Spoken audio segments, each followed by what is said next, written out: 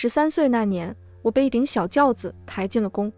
皇后说你要早日为皇室开枝散叶，华婕妤说你要争宠，静妃说你要安分守己。可最后他们都说小婉儿，你要平安喜乐地过一生。大家好，欢迎收看皮皮听书，我叫沈婉，乳名唤作小婉儿，是阿紫给我取的名字。阿紫曾对我说，小婉儿，你要开开心心的。我仰着小小的脑袋，阿紫温柔地笑，等小婉儿长大了，阿紫就带你去江南买个小院子，在院子里种一棵很漂亮的桃花树。我歪着头补充，再养一只小黄狗。可阿紫却食言了。娘死后，爹爹厌弃我和阿紫，用2两银子就把我们卖给了清平坊。在我4岁那年，阿紫已经14岁了。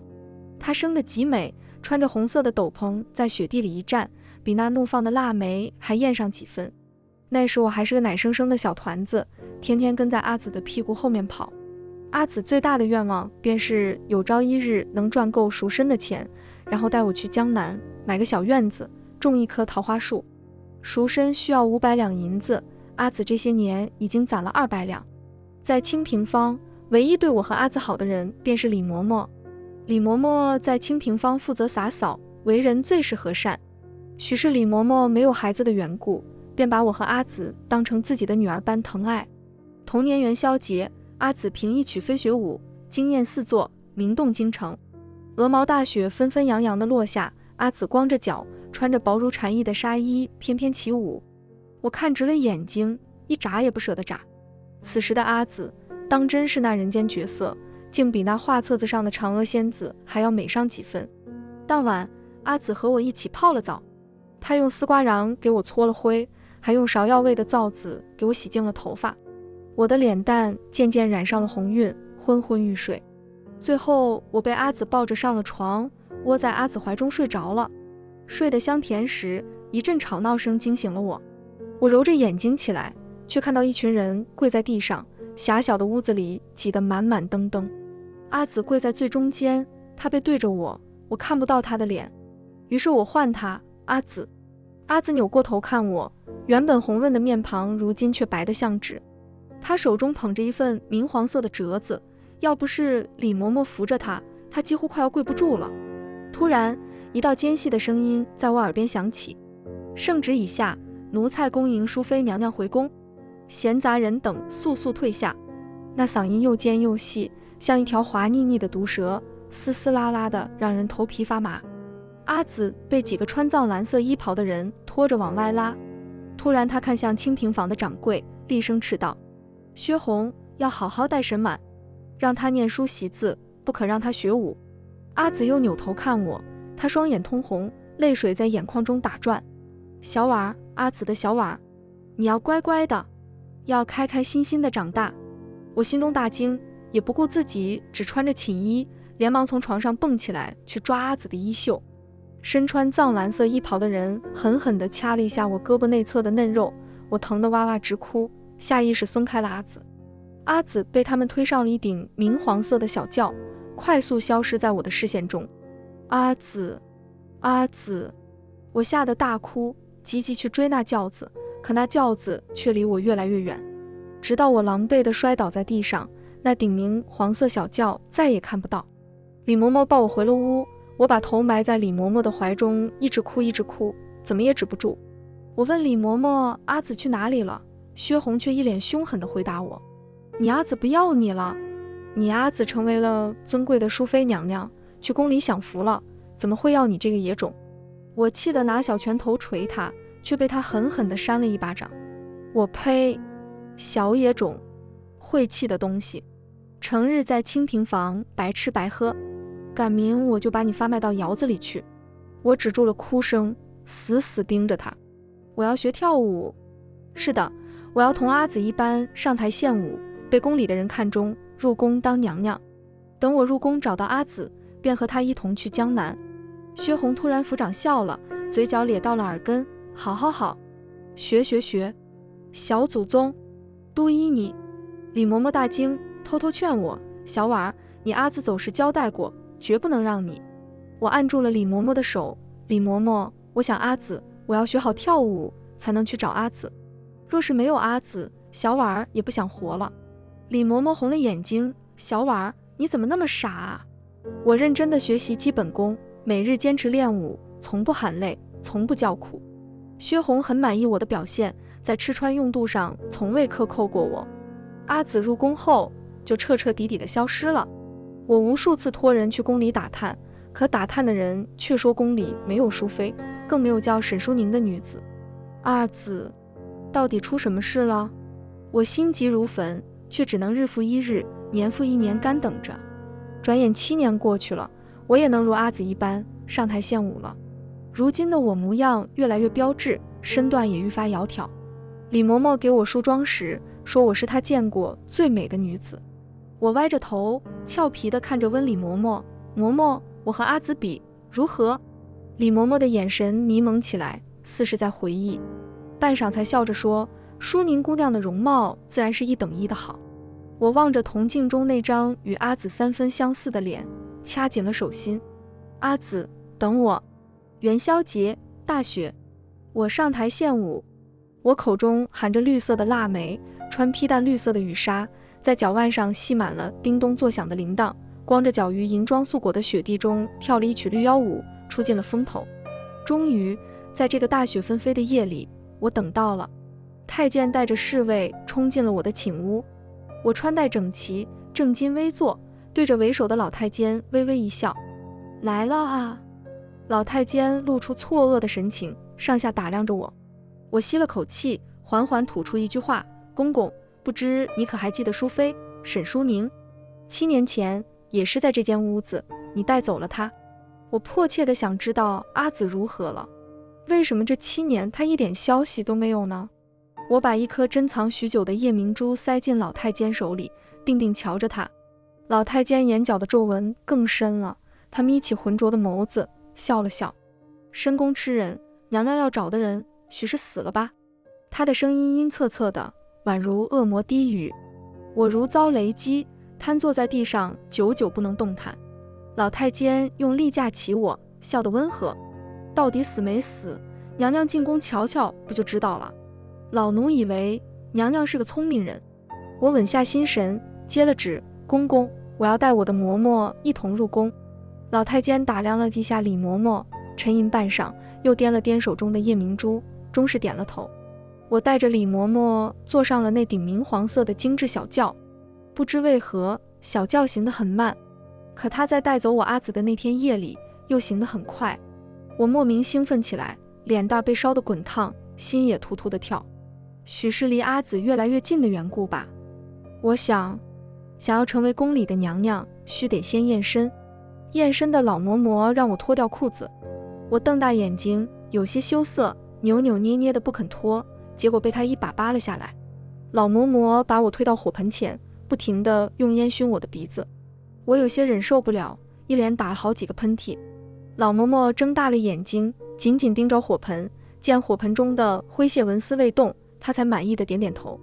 接下来我被拖得一丝不挂，老嬷嬷围着我来回打量了好几遍，又细细检查了我身上的胎记。最后她让我躺在小榻上，用力掰开我的双腿，把粗粝的小手指伸进去细细探着。好疼！我的后背渗出了细密的汗。不错，是个齐整的。好了，娘娘，起来吧。老嬷嬷笑着对我点了点头。我被封为了完美人，只不过我还未及笄，按景国礼制，尚不可侍寝。小太监脸上堆满了谄媚的笑，还说让我将养好身体，以后若是高升了，别忘了提点提点他。我有些想问他知不知道淑妃娘娘，可莫等我开口，我就被带路的小宫女领走了。终于我忍不住开口，你叫什么名字？回娘娘，奴婢叫小桃。小桃，淑妃在哪个宫？小桃睁大了眼睛，露出疑惑的神情。回娘娘，宫里并没有淑妃。我着急了，怎么会没有呢？你再好好想想，是在7年前入宫的淑妃啊。小桃面露难色，娘娘，7年前的事情奴婢真不知道，奴婢上个月才入宫呢。哦，好吧，我有些失望。我住进了永和宫的东侧殿，而小桃正是服侍我的小宫女。永和宫的主殿住着静妃娘娘，听小桃说他仗着爹爹是镇国将军，又甚得皇帝宠爱，娇蛮跋扈，从不把后宫中别的娘娘放在眼里。哦，看样子静妃娘娘很厉害，那她一定知道我阿紫的消息。我屁颠颠地跑去给静妃娘娘请安。宫女去通传了许久，半晌才出来。完美人来得不巧，静妃娘娘在还小气。哦，那我等等便是。我小心翼翼地跪在地上，一副伏低做小的模样。李嬷嬷反复嘱咐过我，在宫中一定要学会忍耐，少说话，多做事。通传的小宫女鄙夷地上下打量我几眼，嗤笑一声走了。远远的，我听见他们议论我的声音。早就听说新来的完美人是低贱的青楼妓子，果然名不虚传。你看她年纪虽小，却生着一副狐媚样。我真想辩解一句，我不是妓子，我只是一个卖艺为生的舞女罢了，靠自己赚银子，这不丢人，更不低贱。另一个小宫女嗤笑，这些勾栏妓子有几个好下场的，左不过是陛下的玩物罢了。我的心头猛地一缩，什么叫没有好下场？阿紫到底如何了？不知道跪了多久，两腿已然发麻，我用手撑住地面，强撑着不让自己倒下去。你是谁？一道明媚的声音在我耳边响起，我瞬间绷紧了神经，恭恭敬敬地叩了个头，回敬妃娘娘，嫔妾是陛下新封的完美人。完美人啊，什么猫狗的也敢住进永和宫？她用绣着牡丹的绛红色靴子踢了踢我的下巴，漂亮的靴子散发着浓重的脂粉味，我本能地躲闪了下。静妃一脚踹在我的脸上，怒骂一声，下贱的狗东西，你刚刚是在躲本宫？我踉跄了一下，忍着疼痛，嫔妾不敢。她的靴子在我脸上狠狠摩挲着，鞋底上粗粝的小石子刮花了我的脸，磨得我生疼。我闭上眼，一言不发，乖顺得像一只好脾气的猫。许久，她长叹一声，罢了，都不知道反抗，没意思。你抬起头让本宫看看。我乖乖照做，仰头看她，心中不由惊叹，好一张明艳绝伦的脸。她用漂亮狭长的凤眼细细打量着我，脸上竟露出诧异的神色。那么小，你如今几岁了？我乖巧地回答，回禀静妃娘娘，嫔妾13岁了，待立了冬便14了。她没说话，还脱下身上的朱红色披风附在我身上。可不要多想，本宫可不是心疼你，本宫只是怕你感染风寒，若是传染了本宫，你便是死100回也不够呢。我连忙应道，是，嫔妾定会注意保暖，绝不会染上风寒，请娘娘放心。呵，倒是个有眼力见的孩子。她嗤笑了一声，扭头便走。不用请安了，你回吧。听着静妃哒哒哒远去的脚步声，我终是没忍住，冲着她的背影喊，静妃娘娘，您可曾听闻过淑妃娘娘？静妃的停住了脚步，声音模糊不清，宫中从未有过淑妃。我不死心，真的，您没骗我。她快步回身，扬手扇了我一嘴巴，完美人，本宫劝你谨言慎行。李嬷嬷心疼地给我脸上擦药，婉儿，夜深了，早点歇息吧。嬷嬷，我好想阿紫。为什么静妃娘娘却说宫中从未有过淑妃呢？我鼻头发酸，用力地抱住她。李嬷嬷拍着我的后背，乖婉儿，不难过了啊。或许婉儿明日去请安时，便会见到淑宁姑娘呢。次日，我恭谨地跪在皇后娘娘脚边，皇后娘娘万福。皇后看上去已不年轻了，周身散出一股生人勿近的威严之气，下垂的眼角处爬着一道道深刻的皱纹，神情冷冽得像一潭死水，毫无生机。皇后盯了我许久，竟露出一个温柔又复杂的笑容。她缓缓拉起我，轻轻抚着我的眉眼，像是透过我在看另外一个人。最后，她把一个通体碧绿的玉镯套在我腕上。完美人生得如此美，这玉镯何该是配你的？她语气温和极了，完美人如此瘦弱，要好好将养身子，待及笄后要尽早为皇家开枝散叶才是。我谢过皇后，又朝众妃嫔行了个礼，眼神快速扫过人群，可视线所及之处却未曾见到阿紫。我心乱如麻，不知如何是好。阿紫好像人间蒸发一般，就这么消失了。我思虑良久，终是去趟了景仁宫。皇后的寝殿一尘不染，空气中弥漫着淡淡的檀香味和腐朽的尘土味道。他正靠着软榻闭目养神，发出微弱的呼吸声。我心中一惊，此时的皇后娘娘就像一个将行就木的老者，浑身散发着死气。皇后娘娘万福，嫔妾看您来了。她缓缓睁开了眼，声音沙哑极了，是完美人啊，过来吧。我踮脚走过去，轻轻地给她按揉着肩膀。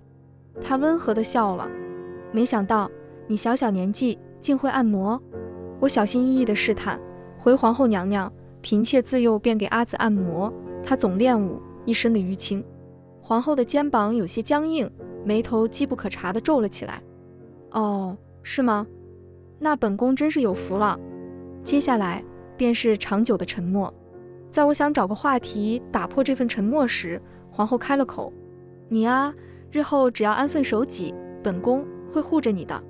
我心中一动，皇后娘娘，您人善，可以答应嫔妾一件事吗？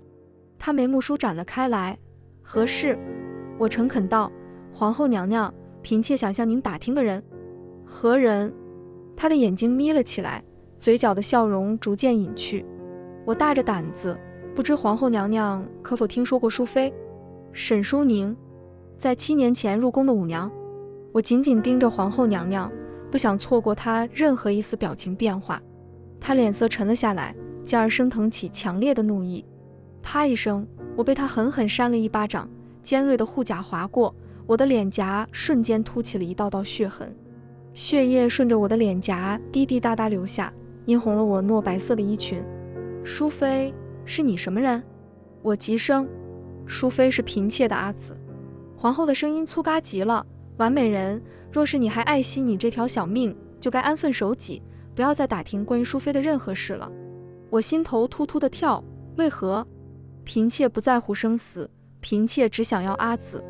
她喟叹一声，竟缓缓蹲下身，扶起我。傻孩子，竟和淑妃一样的脾性。她揉了揉我的发顶，好孩子，别再找你阿紫了，你的阿紫，她已经解脱了。皇后平静下来，好像陷入了长久的回忆。我努力瞪大眼睛，努力不让眼泪掉下来。彼时我已经是13岁了，怎会不懂皇后娘娘说的解脱是什么意思呢？娘娘，我不信，您定是在骗我，对不对？我崩溃地扯着她的衣袖。她没有推开我，只是说了句：完美人，今日本宫饶你不死，你走吧。我顶着一脸的伤痕回了宫，却被在院中闲逛的静妃拦住。她环抱着臂，戏谑地看着我：哟，小倔驴挨打了。啧，本宫早就告诉过你，谨言慎行，你怎么就那么倔呢？你还敢去挑衅皇后，非要吃了苦头才甘心。我面色苍白极了，虚虚向她行了一礼，多谢娘娘关心。她的脸蓦地红了，你说什么？本宫可不是在关心你。静妃抬腿便要走，走出好几步后又恶狠狠地回头：倔驴，跟上来。我坐在了静妃榻上，她命奴婢拿出金疮药，亲手为我擦药。若不是本宫见你年纪小，不然才懒得管你。你日后切莫再问一些莫名其妙的问题。这后宫啊，不比民间，说错一句话可是要掉脑袋的。她絮絮叨叨着，我一句也没听进去，脑海中不停回荡着皇后的那句话：你阿紫已经解脱了。看着静妃那张明媚严厉的脸，我竟鬼使神差地说了一句：静妃娘娘，你有点像我的阿紫。什么？她一脸讶异。沈淑宁是我的阿紫。皇后娘娘说我阿紫死了，可我不信。她说过要和我一起去江南，要和我一同种桃花树。娘娘，我的阿紫到底去哪了？求您告诉我好不好？她的脸色冷了下来。我扯住她的袖子，哀求她：静妃娘娘，求您了，求您告诉我，我阿紫到底在哪？我阿紫没有死，对不对？她那张明媚的脸上升腾起了怒气，恶狠狠地推开我：你这孩子，怎么油盐不进呢？本宫实话告诉你，皇后娘娘说的对，你的阿紫，7年前的淑妃娘娘，早已经死了。轰的一声，我感觉有什么东西崩塌了，心口疼得厉害，像背上了车裂之形，四分五裂。我阿紫是怎么死的？没有人在回应我，耳边隐隐传来静妃的声音：向皇后娘娘通报，完美人感染风寒，卧床不起。宫中的太监惯会捧高踩低，他们见我得罪了皇后和静妃，连我每日的饭食都要克扣。每日送来的饭菜都是臭的，连菜汤都是刷锅水。我倒可以忍受，只是连累李嬷嬷和小桃与我一起吃残羹剩饭。李嬷嬷年岁大了，而小桃年岁尚小，正在长身体。为了让李嬷嬷和小桃吃好一点，我强打起精神，端着亲手做的栗子酥去向静妃娘娘认错。这是我能搜集到的最后一点食材了。静妃用长长的扣单捏起一块栗子酥，又轻轻地把它碾碎。你的名字叫什么？她问我。我认真回答，回静妃娘娘，嫔妾叫沈满。她反复咀嚼着我的名字，沈满。挽笔舒静姿，灼灼出水莲。突然倏尔一笑，是个好听的名字，以后本宫便喊你小婉了。我点头。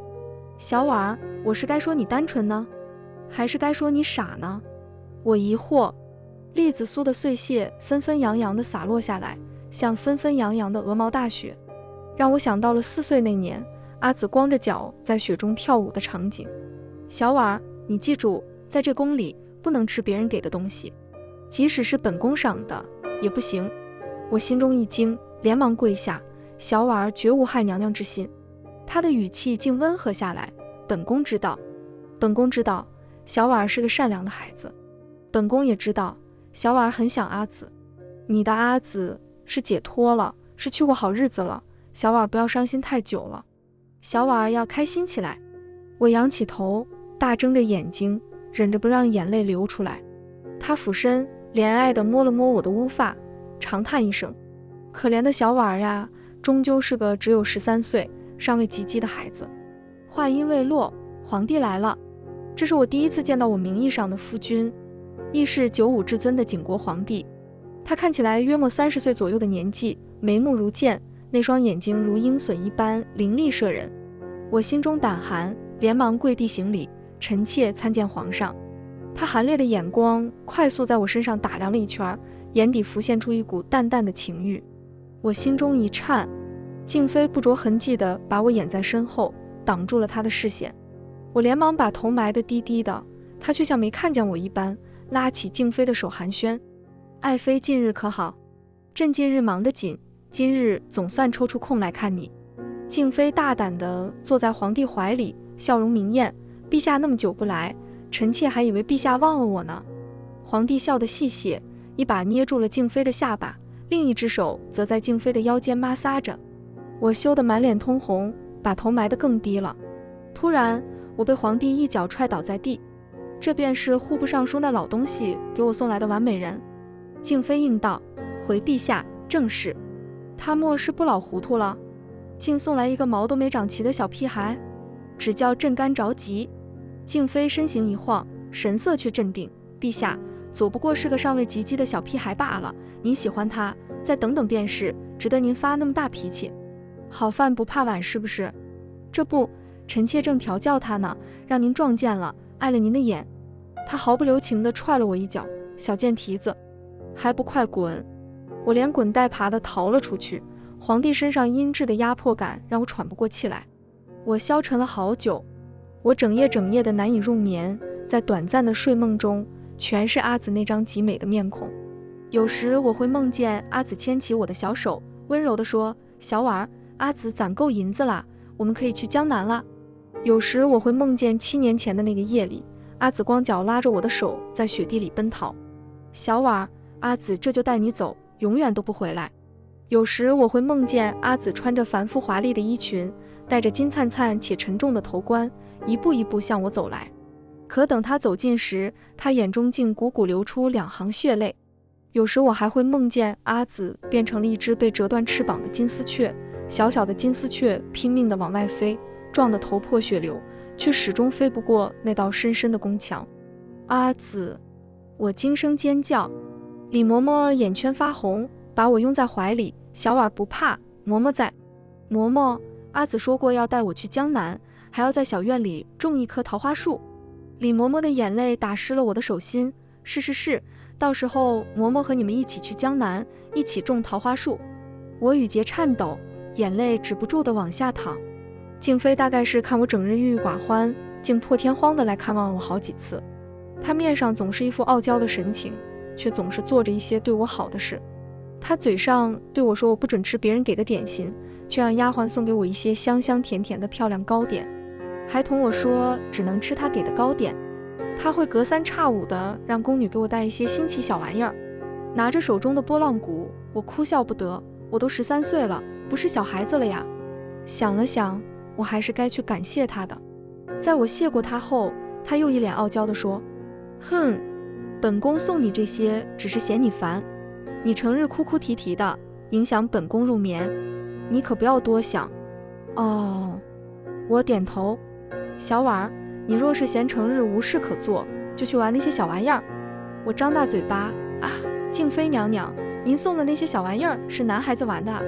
她瞪大了眼睛，那你喜欢玩什么？本宫差人给你送来。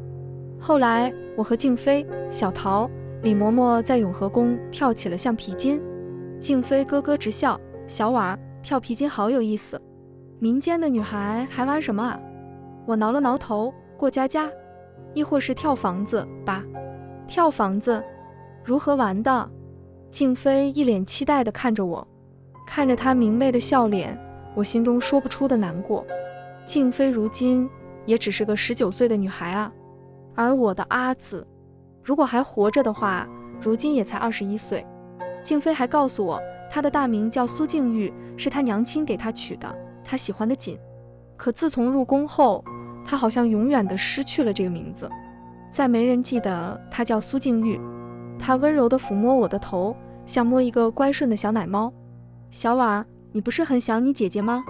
为了缓解你的思念之情，那我勉为其难，就让你也喊我姐姐吧。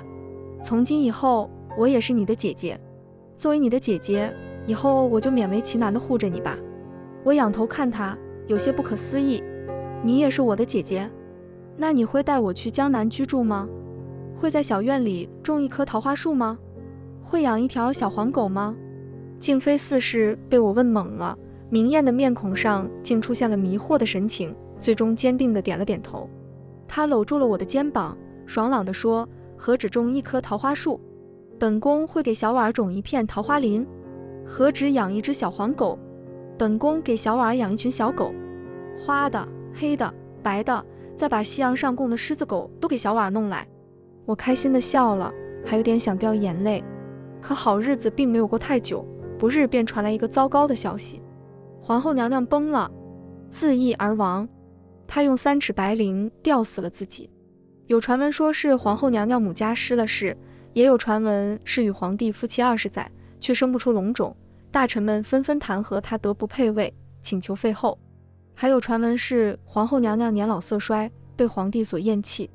皇帝子嗣极少，而皇后在大皇子夭折后，更是未能产下一男半女。我心中说不出的难过。皇后娘娘许是去找大皇子了吧？静妃正在屋中教我识字，差人听到消息后，她愣了好久，然后把头埋在了被子里。我知道她在哭，我搬了个小板凳坐她边上，陪着她哭。小桃见我哭，也跟着哭。李嬷嬷喟叹一声，也抹了眼泪。去吊唁时，皇后娘娘的灵堂传出压抑的呜咽声，众嫔妃都来了，而皇帝却不在。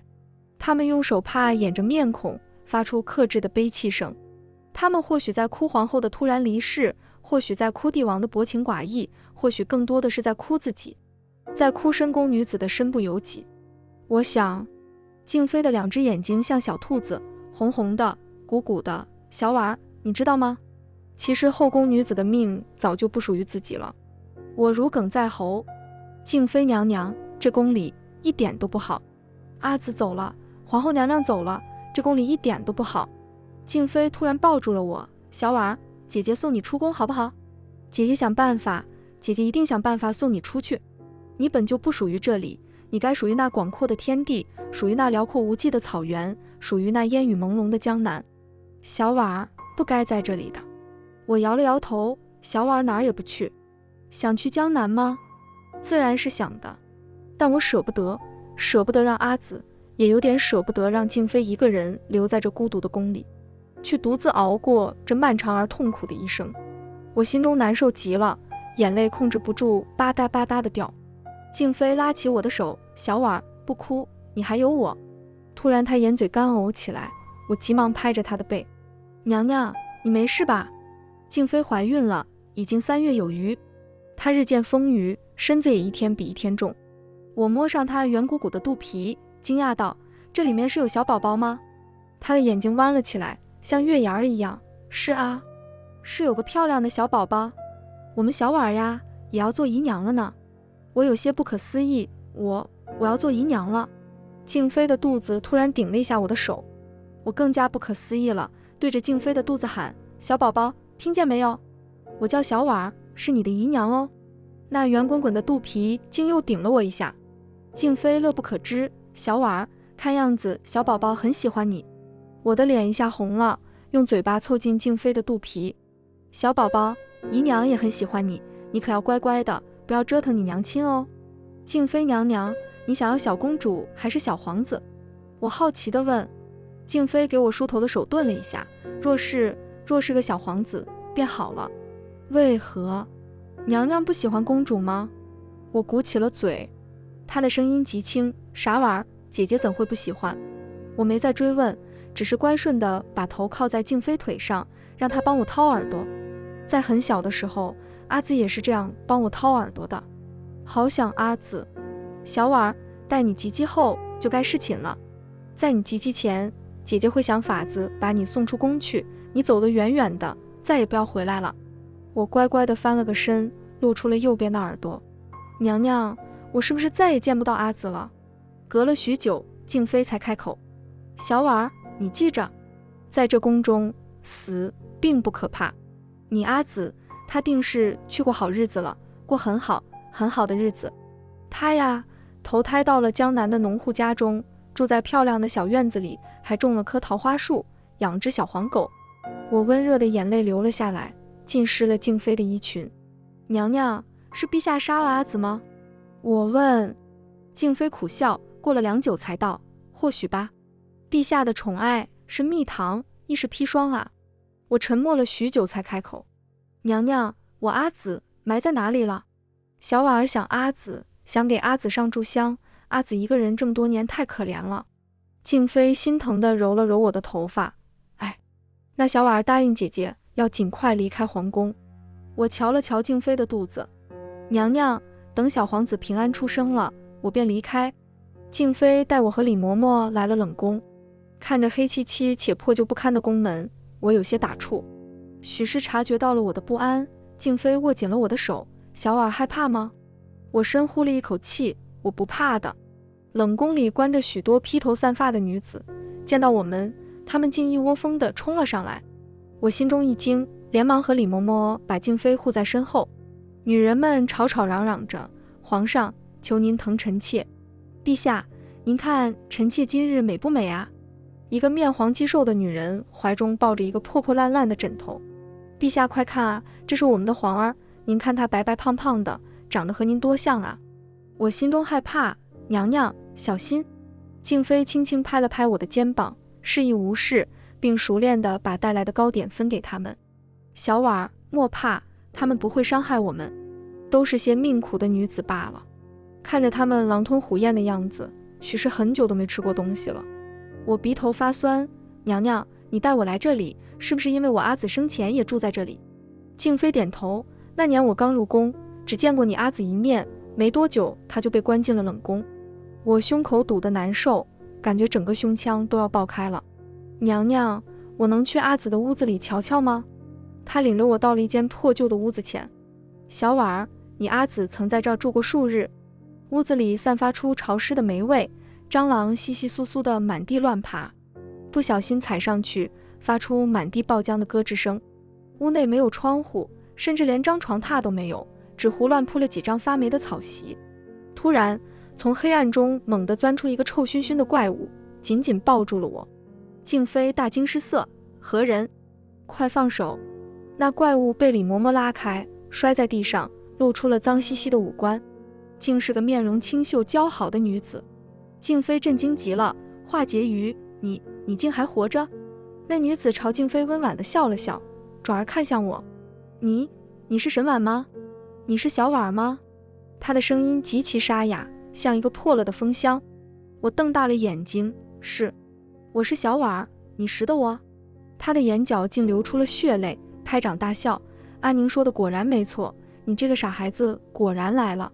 小婉，我终于等到了你啊，我终于替阿宁等到了你。我险些站不稳。华婕妤，你说的阿宁可是沈淑宁？华婕妤颤颤巍巍地从怀中掏出一个荷包，荷包已经用棉线缝死了。她使劲地用牙咬开，从荷包里又掏出一个鼓鼓的布包。她把布包一层层打开，最终小心翼翼地掏出一卷泛黄的纸条。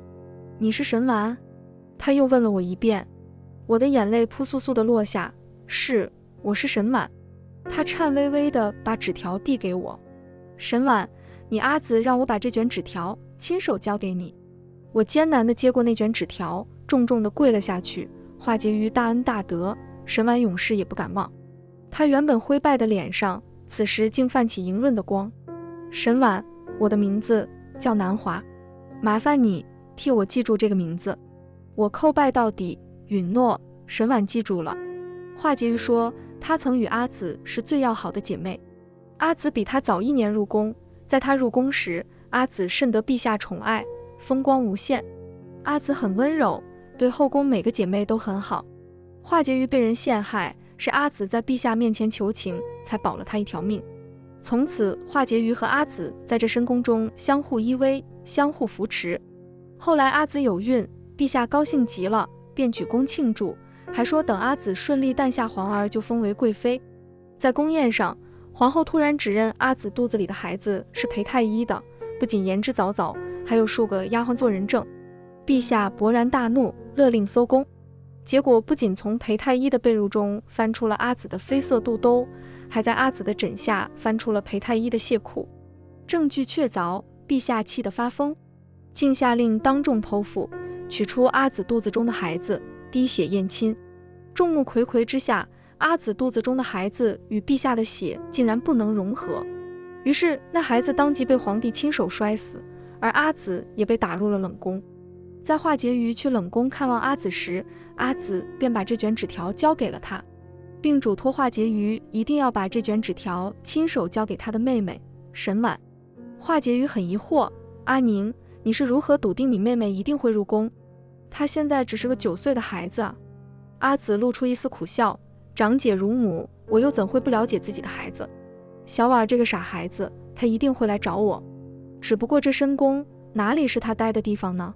华妹妹，我要死了，见不到我的小婉了，拜托你一定要亲手把这卷字条交给她。另外告诉她，阿紫很爱她。没多久，华婕妤便听说阿紫投井自尽了。从那时起，华婕妤便揣着这张字条等着我来，但她更希望的是我这一生永远都不要来这个鬼地方。后来华婕妤被人陷害，打入冷宫，由于常年搓磨，她患了严重的骨病，一到阴天下雨，全身的骨头便会疼痛难忍。但华婕妤不敢死，只吊着一口气等着我来。如今我真的来了，华婕妤也完成了阿紫的托付。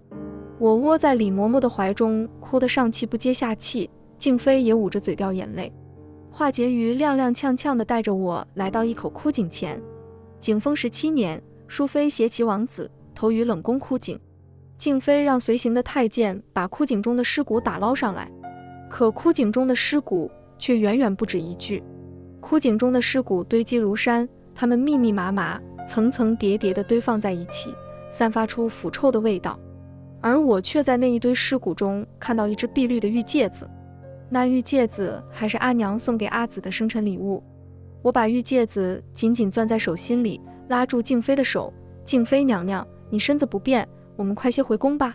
静妃不忍地看向那堆尸体，吩咐下去，让他们入土为安吧。昏黄的烛光下，我端坐在桌案前，打开了阿紫给我留下的字条，皱巴巴的字条中竟然还裹了一张1000两面值的银票。我小心翼翼地把那张银票揣进怀中，仔细地辨认纸条上有些斑驳的字迹。是了，是阿紫的字，一手娟秀雅致的小楷。可仅仅只看了第一句话，便让我泪如雨下。阿紫那温柔的声音仿佛在我耳畔响起：小婉儿，好久未见，我是阿紫，不知你如今几岁了？长高了没有？长胖了没有？想必阿紫的小奶团子如今已经变成了亭亭玉立的大姑娘了。傻孩子，不管你经历了什么，遇到了什么委屈，都要学会勇敢，学会坚强，开开心心的生活。小婉儿，既然你看到了这封信，就按照阿紫教的去做。阿紫画了一份地图，在御膳房的南门有一处非常隐秘的狗洞，此处可以直通宫外。你找准时机，在值守薄弱时逃出去，要小心筹谋，千万注意安全。记住，出了宫要隐姓埋名，毁去容貌，走得越远越好。小婉儿，不要哭，不要惦记阿紫，阿紫已经去过很好的日子了。最后请原谅阿紫的食言，阿紫此生没有办法陪小婉儿去江南了。若有来生，阿紫定和小婉儿一起住在江南，买一间小院子，种一棵桃花树，养一只小黄狗。小婉儿一定要做个坚强的孩子。阿紫希望小婉儿可以快快乐乐、平平安安地度过平凡而幸福的一生。景丰17年，沈淑宁绝笔。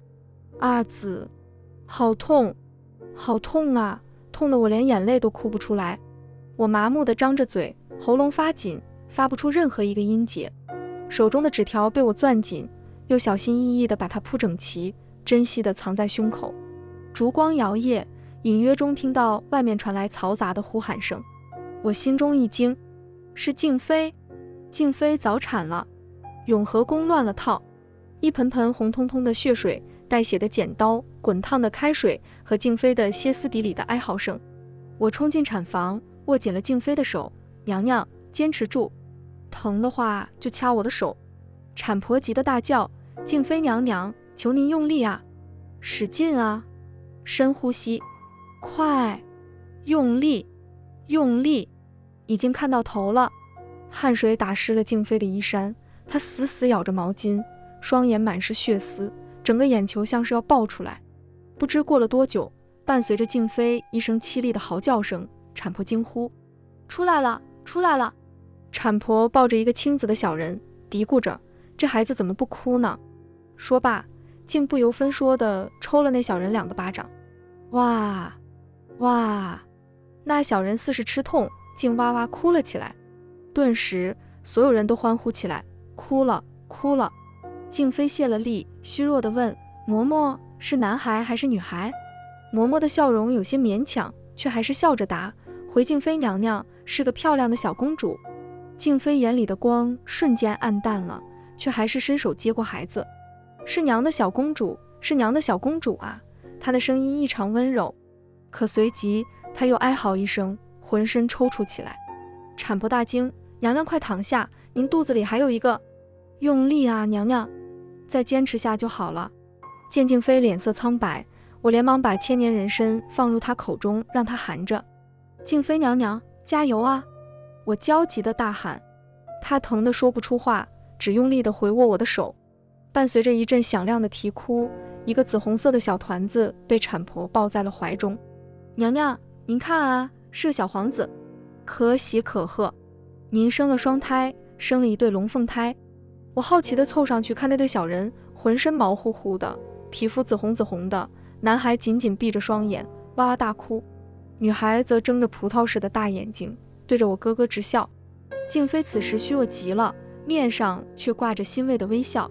小婉儿，小公主见到你便笑，你给她取个乳名可好？看着小公主那黑亮亮的大眼睛，我也笑了。娘娘，就叫小公主长乐如何？小皇子降世，龙颜大悦，陛下连夜封赏静妃为静贵妃，宫中开始隆重地操办起小皇子的满月宴。小婉儿，事不宜迟，你该走了。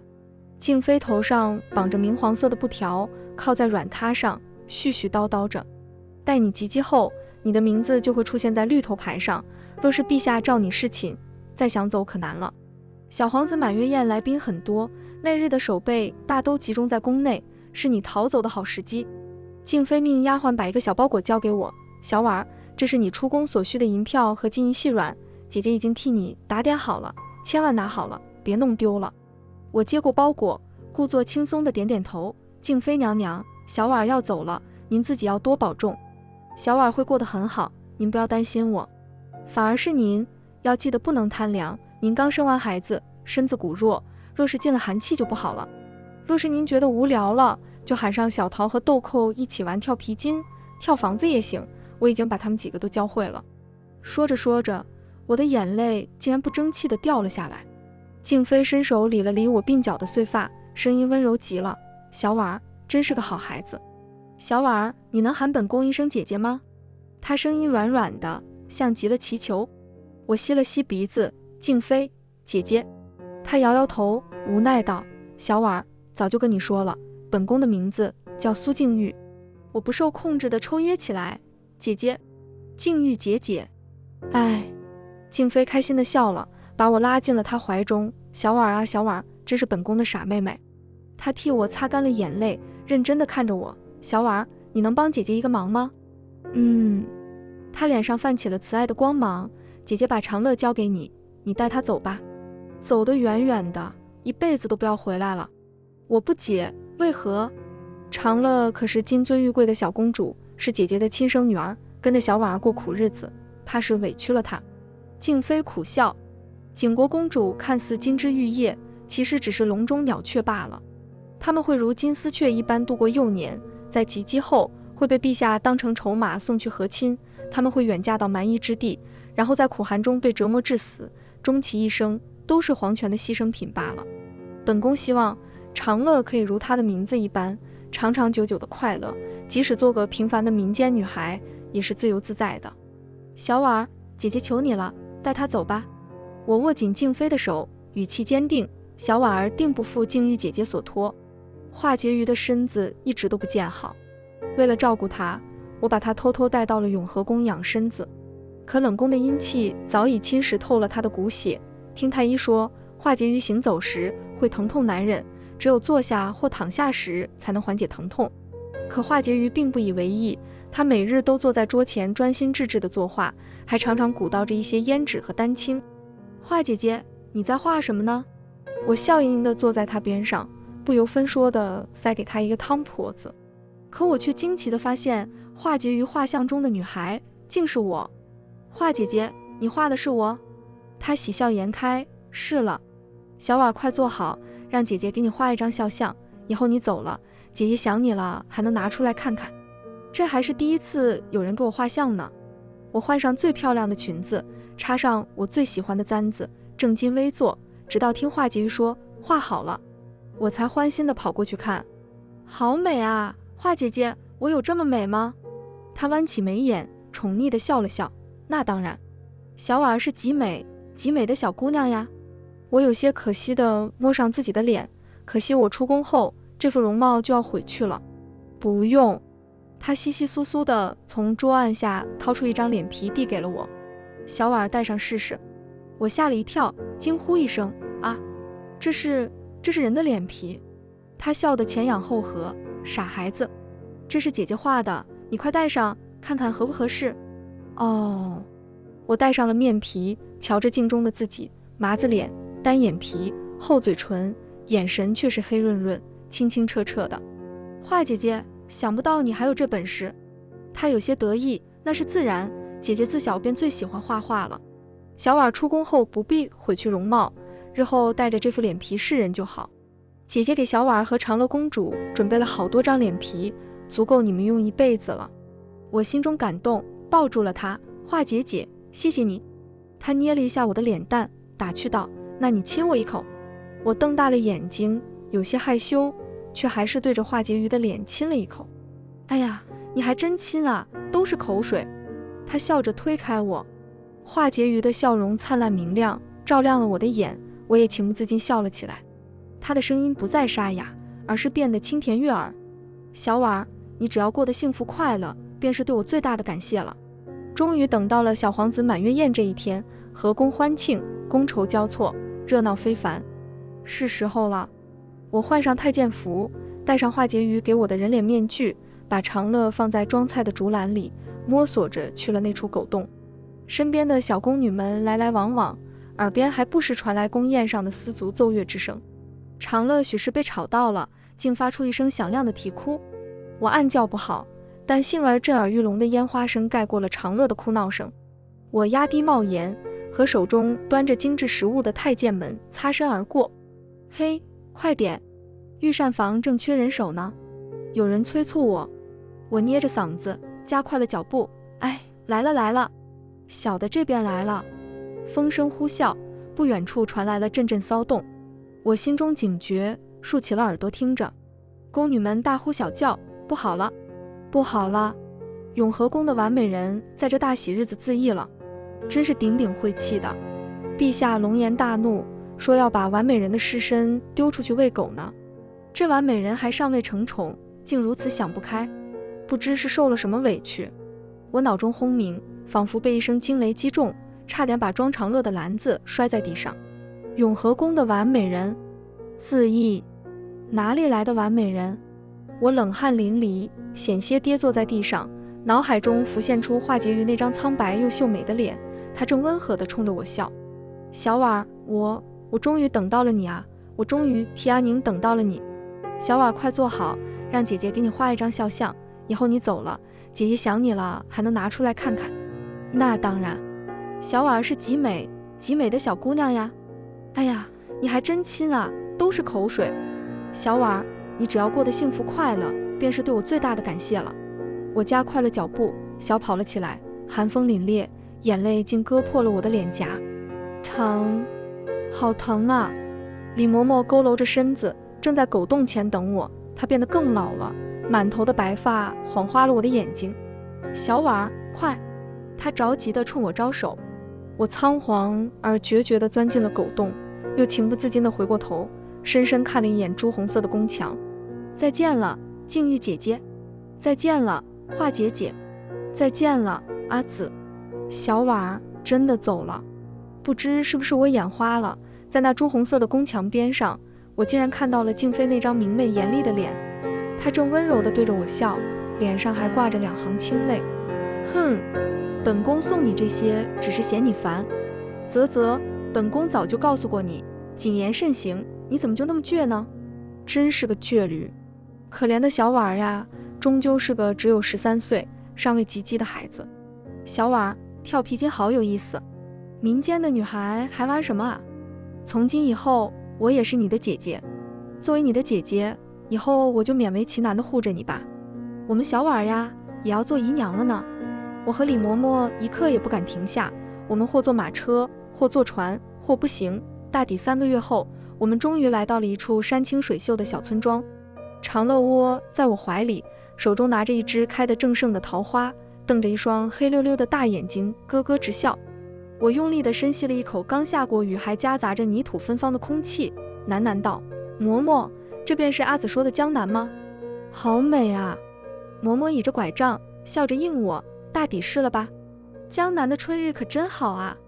我伸出手，阿紫的玉戒指在阳光的照耀下闪闪发光。静玉姐姐，华姐姐，阿紫，你们看到了吗？江南真的很美，也很温暖。小婉儿如今有了自己的妹妹，我们会做一对平凡而自由的民间姐妹。我们将会在江南度过很长很好的一生，相依为命，幸福快乐。全文完，皮皮听书，感谢您的观看，每天上新精彩小说，喜欢就订阅吧。